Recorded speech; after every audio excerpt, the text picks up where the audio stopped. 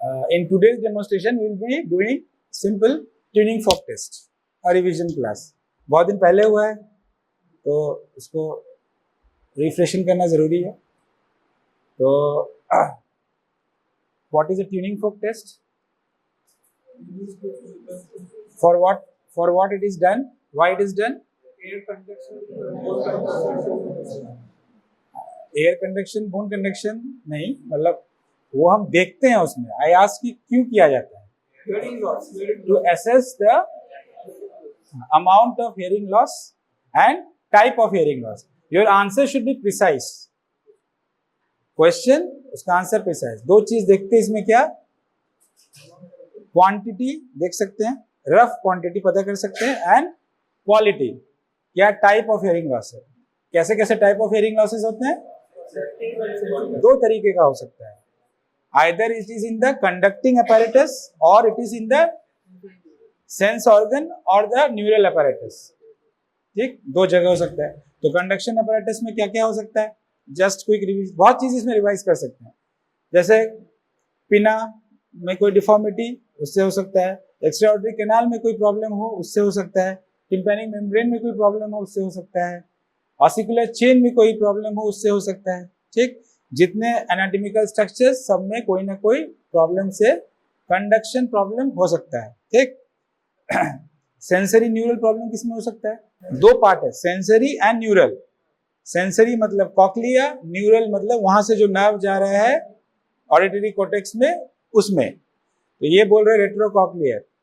तो retrocochlear denotes the neural part, sensory part is the cochlear part. तो दोनों को ही इसमें पता किया जा सकता है. ठीक है.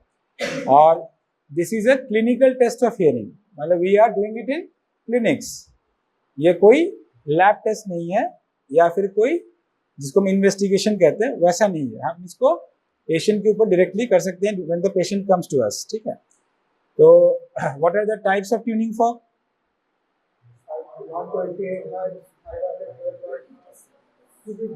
We are starting from 256 hertz and multiple of this double multiple है 256, 512, 1024. क्वेश्चन ये पूछा जाएगा 256 से कम क्यों नहीं, 1024 से ज्यादा क्यों नहीं? एक जना कोई बोलो. डीके किसमें? किसमें? 1024 से ऊपर नहीं जाते हैं. ठीक है. और कम में क्यों नहीं जाते हैं? बिकॉज इट क्रिएट्स फ्रीक्वेंसी कम है तो क्या ज्यादा होगा? एम्पलीट्यूड. तो vibration, sense of bone vibration बहुत ज्यादा होगा. ठीक है. उसमें क्या होगा? डीके टाइम कम जाएगा. हाँ, तो इसीलिए हम 256 से 1024 के अंदर लिमिट करते हैं.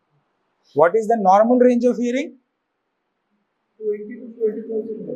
20 to 20,000 हर्ट्ज.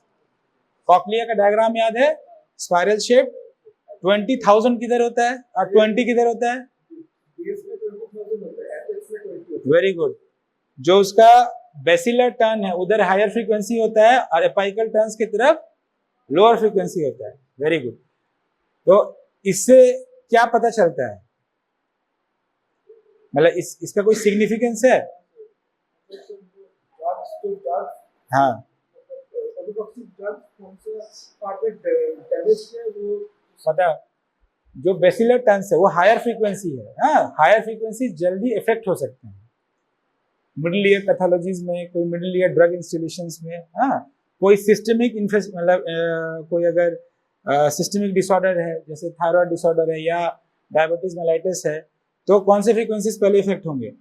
हायर, बेसिलर वाले. हायर से मतलब बेसिलर से एपाइकल की तरफ जाए. What is pitch frequency? Pitch frequency मतलब the frequencies in which we are conversing.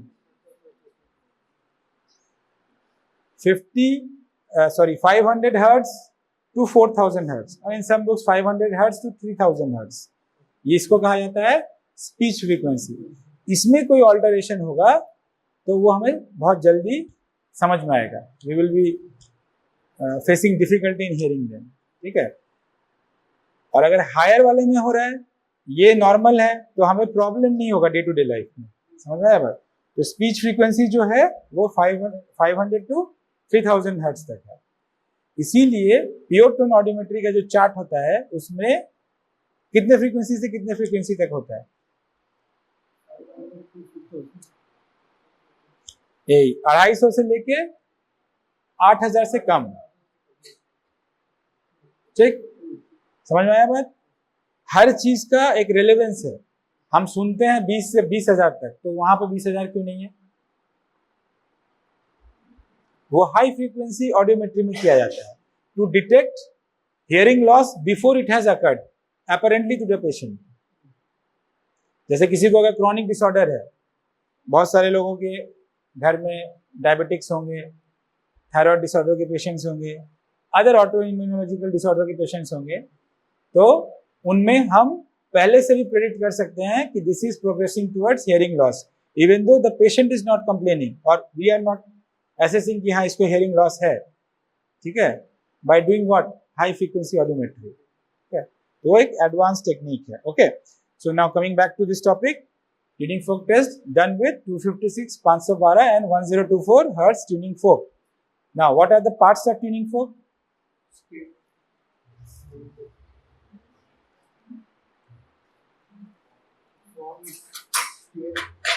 Prongs क्या होता है? गाड़ी का नाम है prongs. Prongs होता है, prongs, PRONGS, prongs. सबको एक बार हाथ में लो, हाँ, और उसको नेक्स्ट को पास कर दो, ठीक है। This is the prong, vibrating part, ठीक। This is the stem and this is the foot plate, ठीक है। दिस इज द prong और the vibrating part, this is the stem, this is the foot plate. We are holding it like this, ठीक है। अब इसमें ये वाला जो पार्ट है vibratory part, it vibrates in what way, ऐसे ऐसे या ऐसे ऐसे, हॉरिजॉन्टली या लॉन्जिट्यूडनली, हॉरिजॉन्टली। इसका मतलब जब ये इधर जा रहा है तो इधर के एयर कॉलम को कंप्रेस किया, अब जैसे इधर आया रेडिफाई किया, वो कंप्रेशन और रेडिफेक्शन ट्रांसमिट हो रहा है, प्रोपोगेट कर रहा है, ठीक है। सो इसको जब हम पेशेंट को प्रेजेंट करेंगे, पेशेंट के सामने रखेंगे, तो ऐसे मत रख देना लाइक दिस, ऐसे भी नहीं रखना है, ऐसे भी नहीं रखना है, ऐसे रखना है। ये दाएं बाएं हो रहा है, ना ऐसे हो रहा है और ना ऊपर नीचे हो रहा है, समझ में आया बात। This should be clear, okay. So अब इस prong का एक एकॉस्टिक एक्सिस होता है। इसका क्या मतलब हुआ, the area where the this vibratory part is at its maximum vibration, that is at the junction upper 1/3 and lower 2/3, इस वाले पार्ट पे। तो ये वाला पार्ट को प्रेजेंट करना है, टिप को भी नहीं करना है और नीचे पे पार्ट को भी नहीं करना है, समझ में आया बात। ओके, सो अब इसको वाइब्रेट कैसे करेंगे, हाँ, ओवर दिस ओलेक्रानॉन से ऊपर उसको स्ट्राइक करेंगे, या और कहाँ कर सकते हैं, किसी का अगर हील ऑफ द हैंड अगर स्ट्रांग है उस पर कर सकते हैं, मतलब फ्लफी नहीं है तो थोड़ा सा होता है ना, बॉयज का होता है थोड़ा, ठीक है। शू के रबर सोल पे भी लिखा हुआ है बुक में, लेकिन इट्स नॉट, देखने में अच्छा नहीं लगता है, वहां करके पेशेंट को वो कर रहे हो, हाँ, तो ये वाला पार्ट ठीक है, ठीक है। अब इसको करने का तरीका होना चाहिए, ये जो एमिनेंस है ओलेक्रानॉन का है, उसके थोड़ा ऊपर, हल्का सा ऊपर, उस पे मत मारना, तो यू विल फील पेन, हल्का ऊपर इस पार्ट को अपर 1/3 लोअर 2/3 के वहां पे जंक्शन को स्ट्राइक करना है, and on a bare hand, ठीक है। कपड़ा नहीं पहना होना चाहिए, मतलब ये वाला स्लीव से तो रोल अप कर लेना है, उसके बाद करना है। Hold it like this, project यहाँ रखा, बस। ऐसा ना कि आपका टन जो है पेशेंट को भी सुनाई दे, जो मतलब आपने अपने बोन पे मार लिया, अब कुछ बोल तो नहीं पाओगे लेकिन पेन होगा, ठीक है। ये हुआ। तो इसको कैसे वाइब्रेट करना है, इट इज इंपॉर्टेंट। अब इसको आप लोग प्रैक्टिस करिएगा, हाँ, 1-2 क्लास। देखो दिस इज रिवीजन क्लासेस, हाँ, यहाँ आपको जो भी आपने पढ़ा है उसको रिवाइज करना है। This year you will have to revise it. अब इसमें कोई गलती नहीं होना चाहिए कि एग्जाम में जाके यहाँ मार रहा है, कोई यहाँ मार रहा है, कोई ऐसे ले जा रहा है, कोई ऐसे रख रहा है, ये सब नहीं होना चाहिए, ये बेसिक्स है एकदम, ठीक। अच्छा, इसके ऊपर हर्ट्ज लिखा हुआ है, स्टेम के ऊपर देखो, है ना, कितना कितना लिखा हुआ है, 256। इसका मतलब क्या हुआ, माने आरो बांग्लाते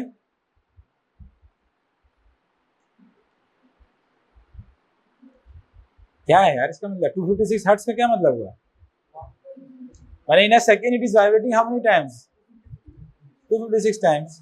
ये 512 ये है, वो 1024 times it is vibrating in a second, okay. So just imagine कितने बार वाइब्रेट कर रहा है एक सेकंड के अंदर, so that is why it is a very precise instrument। अच्छा, अब इसको करेंगे कैसे, फर्स्ट ऑफ ऑल आपको पेशेंट को एक्सप्लेन करना है, क्या एक्सप्लेन करना है कि हम आपका टेस्ट, एक हियरिंग टेस्ट करने जा रहे हैं, और चलो एक्सप्लेनेशन पे से पहले हम टेस्ट को पहले डिस्कस कर ले। क्या क्या टेस्ट होते हैं, रिनी होता है, वेबर होता है, एबीसी होता है, absolute bone conduction. Rini test कैसे करते हैं,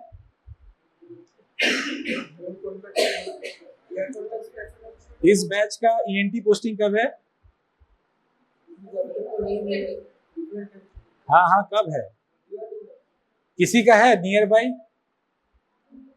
1-2 महीने के अंदर, ठीक, ओके। तो कैसे करेंगे, पहले हम जो है ट्यूनिंग फोकस ट्राई किए, इसको वाइब्रेट किए, उसके बाद हम इसमें क्या टेस्ट करना चाह रहे हैं, air conduction and bone conduction. We hear by 2 mechanisms, one is by air conduction, one is by bone conduction.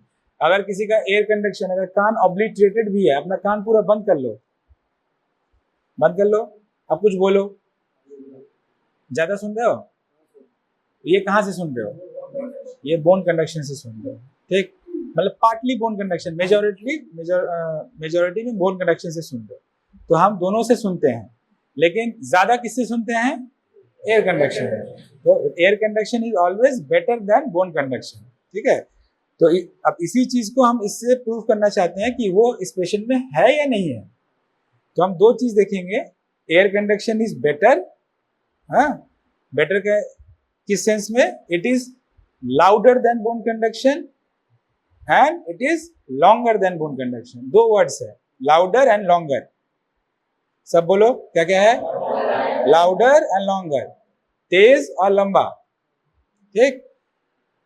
In OPD scenario जो बहुत सारे पेशेंट होते हैं, दोनों में से कोई एक करने से भी चलेगा। तो लाउडर इजी है, कौन सा तेज सुनाई दे रहा है बाबा, ये या ये।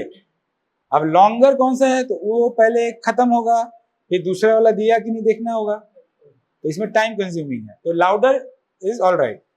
तो कैसे होगा, आपने स्ट्राइक किया, वाइब्रेट किया, प्रोंग को जो है around 2 to 3 centimetre away from the extraordinary canal ले गए, पेशेंट बोला हाँ, वहां पे आपने रखा जस्ट, उसके बाद मैस्टोइड प्रोसेस के ऊपर उसके फुट प्लेट को रखा। अब आपने पूछा कौन सा ज्यादा तेज था, तो वो बोलेगा कान के सामने वाला जो किया था वो ज्यादा तेज लगा। क्लियर, कोई कंफ्यूजन। एयर कंडक्शन एक होता है, बोन कंडक्शन एक होता है। बोन कंडक्शन का जैसा लिटरल टर्म है कि बोन के ऊपर का कंडक्शन, एयर कंडक्शन मतलब थ्रू एयर कॉलम जो कंडक्शन हो रहा है। हम ट्यूनिंग फोर्क को वाइब्रेट करके ईयर कैनाल के सामने रख रहे हैं, तो क्या वाइब्रेट हो रहा है, एयर वाइब्रेट होके कंडक्ट कर रहा है, ठीक है। तो एक बार यहाँ रखे सामने, उसके फौरन बाद हमने पीछे रखा, पीछे क्या रखा, फुट प्लेट को हमने मैस्टोइड प्रोसेस के ऊपर रखा, ठीक। तो ये क्या वाइब्रेट किया, ये किया बोन को, ये किया एयर को। पेशेंट क्या बताएगा कौन सा ज्यादा लाउड उसको लगा। तो नॉर्मल कंडीशन में किसको बोलेगा, बोलेगा जो कान के सामने वाला था वो ज्यादा लाउड था। सिमिलरली इधर किया, दोनों तरफ किया आपने, ठीक। ये हो गए नॉर्मल कंडीशन में। अच्छा, अब अगर एबनॉर्मल कंडीशंस में आ जाते हैं, अगर मान लो उस पेशेंट का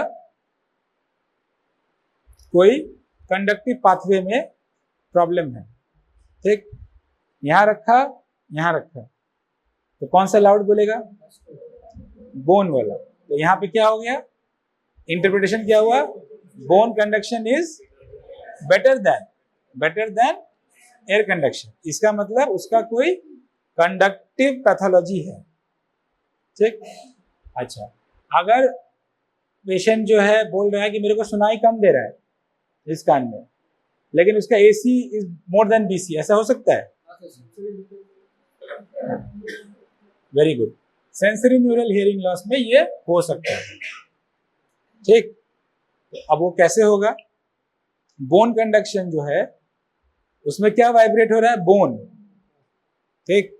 तो हियरिंग मैकेनिज्म का क्या चीज वाइब्रेट करने से उसको हियरिंग मिल रहा है, कॉक्लिया, डायरेक्टली वो वाइब्रेट हो रहा है। तो मतलब bone conduction is pointing towards the cochlear reserve, ठीक है, ठीक है, समझ में आया बात। तो जो तुम्हारा ये है मतलब एयर कंडक्शन वाला पार्ट है, उसमें पूरा पाथवे आ रहा है फ्रॉम नीटस टू ब्रेन, और बोन कंडक्शन में कौन सा पाथवे आ रहा है, फ्रॉम कॉक्लिया एंड ऑनवर्ड्स। समझ में आया, क्लियर। तो अगर उसका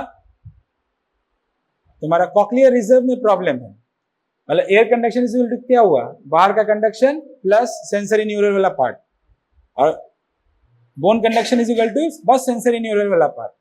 अगर उसका बस सेंसरी न्यूरल वाले पार्ट में प्रॉब्लम है, ठीक है, बस बोन कंडक्शन में प्रॉब्लम है, तो भी तो एयर कंडक्शन बेटर हो जाएगा ना। इसमें मतलब कंडक्शन 1 प्लस कंडक्शन 2 है, उसमें बस कंडक्शन 2 है, कंडक्शन 2 में प्रॉब्लम है, तो 1 तो फिर भी सुपीरियर हुआ ना।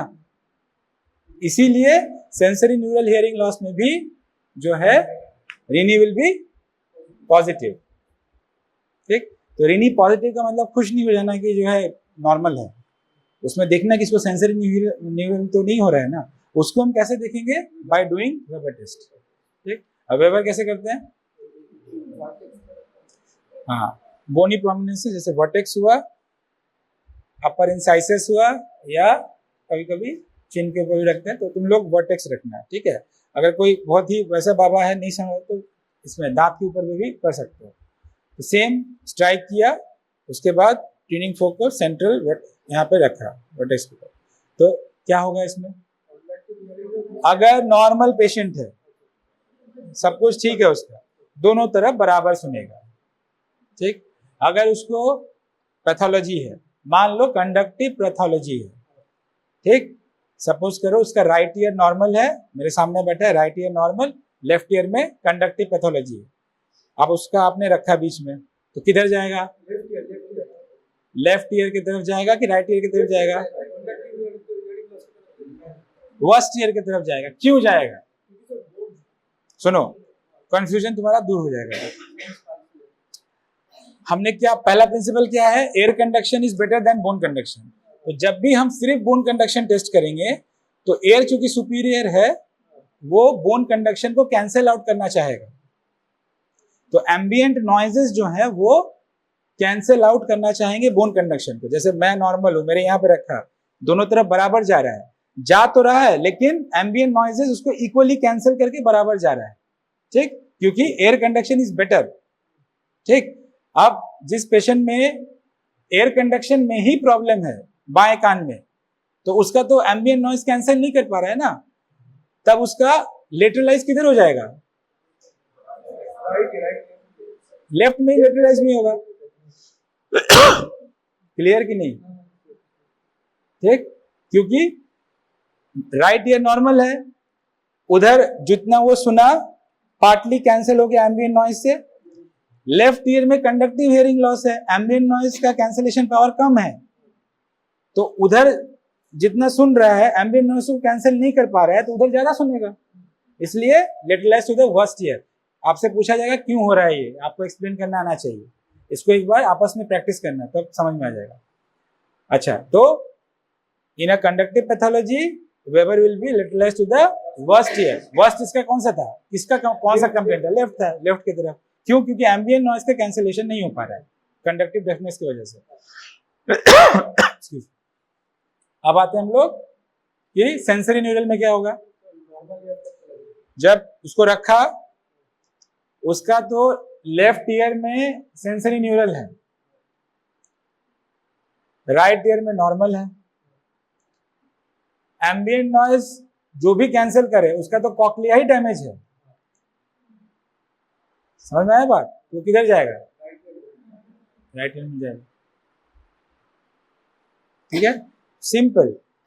क्यों जा रहा है? इसमें एम्बिएंट नॉइज का कैंसिलेशन हो रहा है इसलिए कंडक्टिव वाले में, और सेंसरी न्यूरल में क्यों जा रहा है?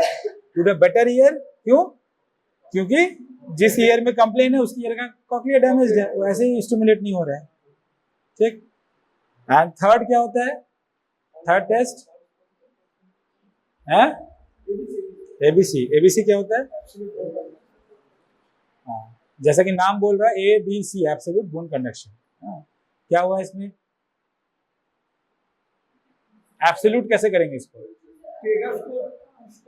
हाँ, মানে আমরা কন্ডাকশন পাথওয়েটাকে বন্ধ করে দিচ্ছি, শুধু বোন কন্ডাকশন, এয়ার কন্ডাকশনটাকে বন্ধ করে দিচ্ছি। সেটা কি করে বন্ধ করব? অক্লুডিং দ্য ট্রেগাস, তখন শুধু বোন। এবার এটাতে কি কি করতে হয়? What do we do in this? এই গানটা বন্ধ করে ওখানে রাখবো। হ্যাঁ, রাখলি, তারপরে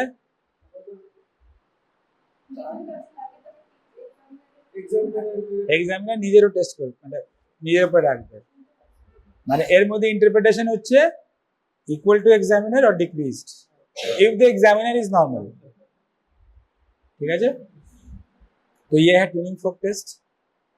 हाँ, छोटा टॉपिक है, बहुत इंपॉर्टेंट टॉपिक है, and it will be definitely asked in किसी भी मैनर में, कहीं ना कहीं आपसे जरूर पूछा जाएगा।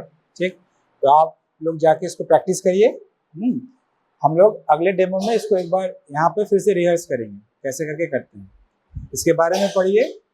And why the things happen it should be clear, कोई फंबल मंबल नहीं होना चाहिए। तो ये ऐसे नहीं, सिंपल। ठीक।